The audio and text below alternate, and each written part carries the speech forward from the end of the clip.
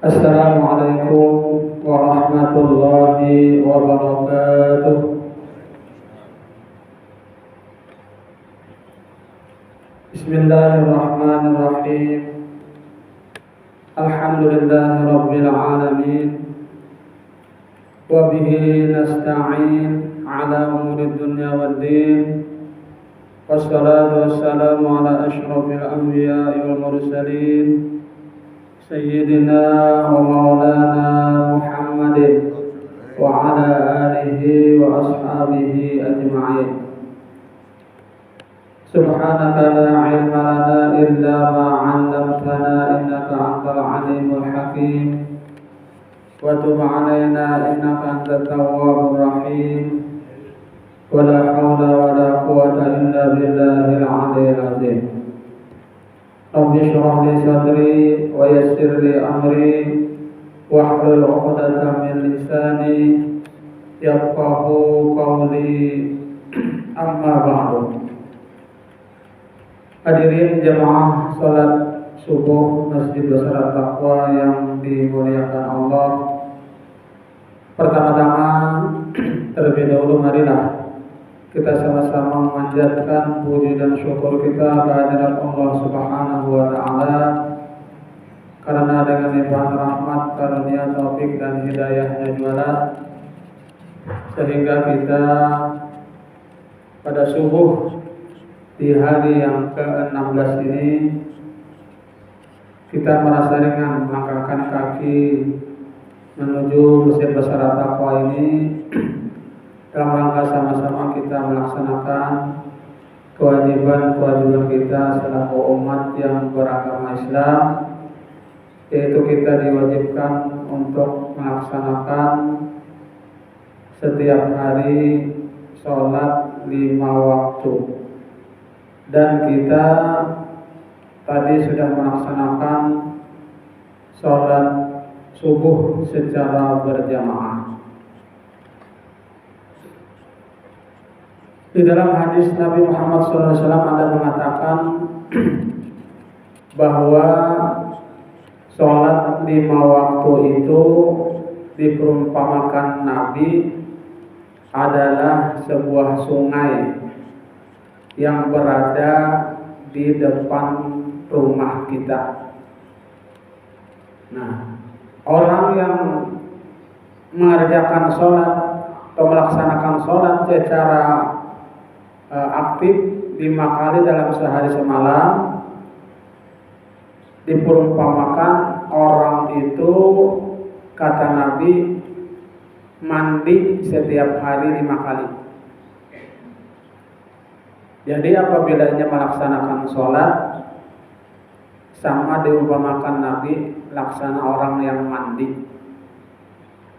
mandi di sungai yang ada di hadapan rumahnya. Nah, apabila ia mandi setiap hari itu 5 kali, ujar Nabi, apakah ada lagi kotoran yang melekat di tubuhnya? Tentu saja jawabannya tidak mungkin ada kotoran yang melekat di tubuh kita apabila kita mandi sehari itu 5 kali. Nah, apabila mandi tadi kada cukup, ya misalnya hanya sehari itu mandi sekali aja, misal, atau 2 kali mandi, berarti masih ada kotoran yang menempel di badan kita. Itu Nabi perumpamakan sholat 5 waktu itu seperti mandi, ya. Nah, apabila yang mengerjakan sholat ini tunai 5 kali sehari semalam, makanya mandi berarti 5 kali dalam sehari semalam. Dan itu tidak ada lagi kotoran di badannya kalau sudah mandi 5 kali sehari, bersih. Nah itu diperumpamakan Nabi dalam sebuah hadis masalah sholat 5 waktu. Nah kemudian pada subuh di hari yang ke-16 ini ulun ingin menyampaikan sebuah judul ya kan, fadilah qiraatil Quran, fadilat membaca Al-Quran.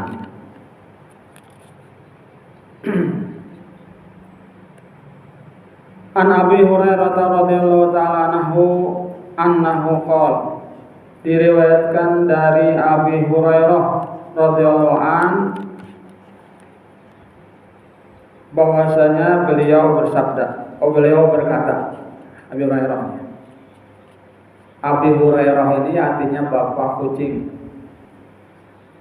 Ngaran sidin itu yang aslinya Abdurrahman. Kenapa jadi disebut Abu Hurairah?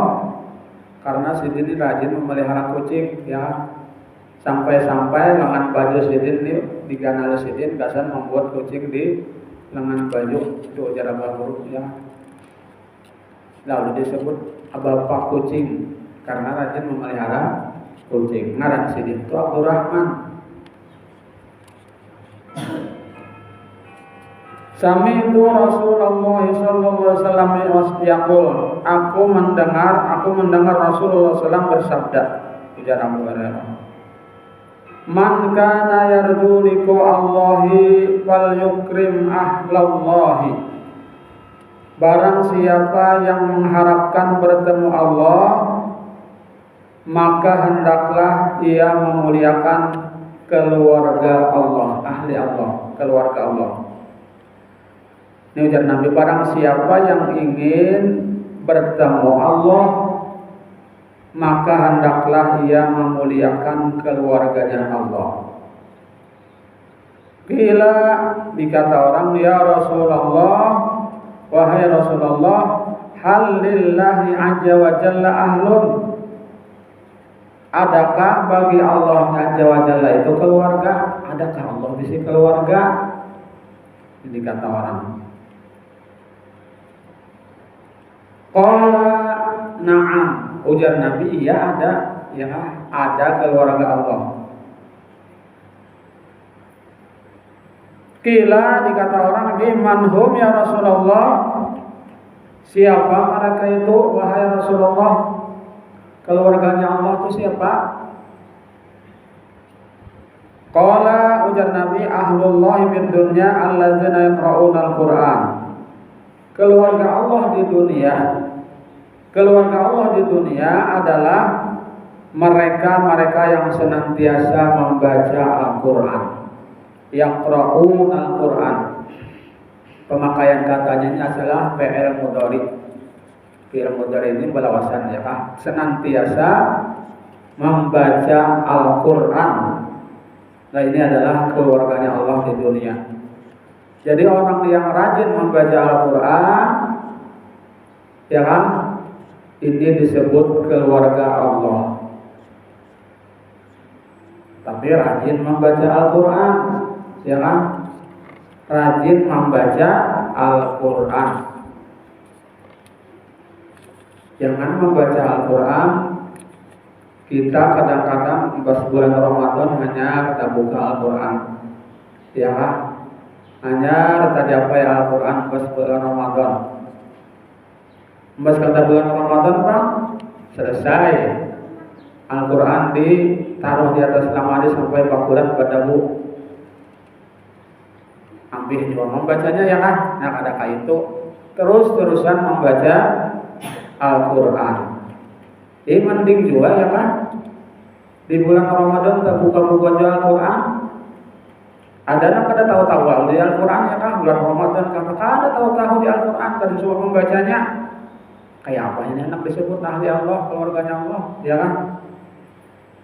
Nah orang yang senantiasa membaca Al-Quran adalah disebut ahlullah, keluarganya Allah.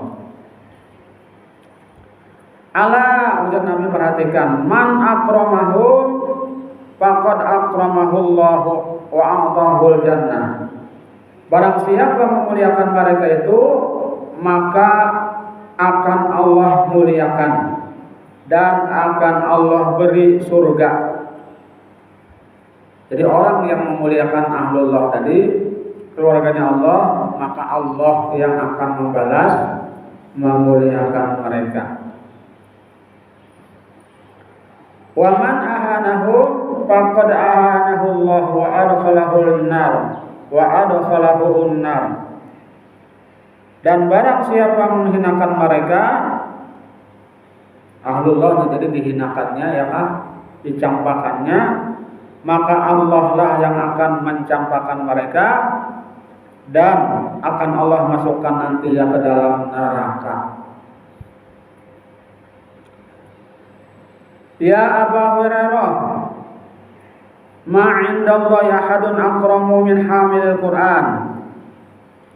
Wahai Abu Hurairah, ujar Nabi, tidak ada di sisi Allah seseorang yang lebih mulia daripada orang yang hamilul Quran atau hamilul Quran, orang yang hafal Al-Quran, orang yang senantiasa membaca Al-Quran.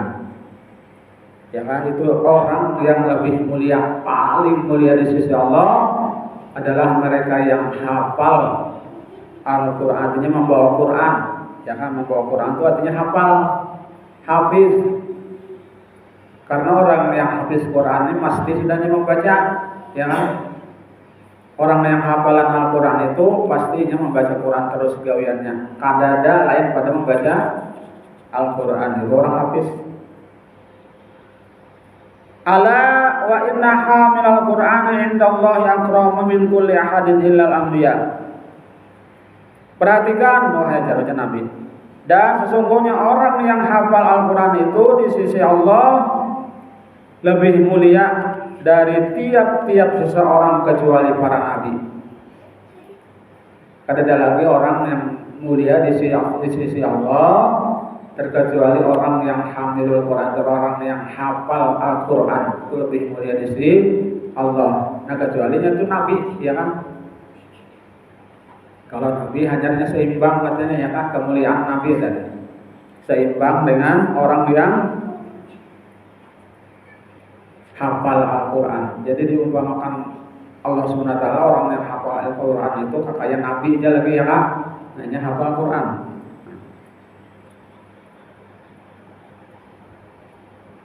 Nah itulah diantaranya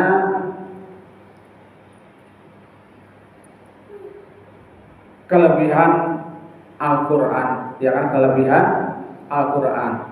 Oleh karena itu mudah-mudahan ya kan kita termasuk orang yang gemar membaca Al-Quran, karena orang yang gemar membaca Al-Quran itu dirindukan oleh surga. Dan mudah-mudahan kita termasuk dalam golongan ini. Amin. Amin. Barangkali ini saja yang perlu disampaikan. Mudah-mudahan ada manfaatnya. Mudah-mudahan Rasulullah SAW mengampuni segala dosa-dosa kita, dosa orang tua kita, guru-guru kita, dan tetangga kaum muslimin dan muslimat. Dan mudah-mudahan Rasulullah SAW mengabulkan segala hajat kita, menerima amal ibadah kita. Dan mudah-mudahan Rasulullah SAW mematikan kita dalam keadaan husnul khotimah, husnul khotimah, husnul khotimah. Amin. Amin. Amin. Subhanallah wa bihamdika asyhadu an la ilaha illa anta astaghfiruka wa atubu ilaik. Wassalamualaikum warahmatullahi wabarakatuh.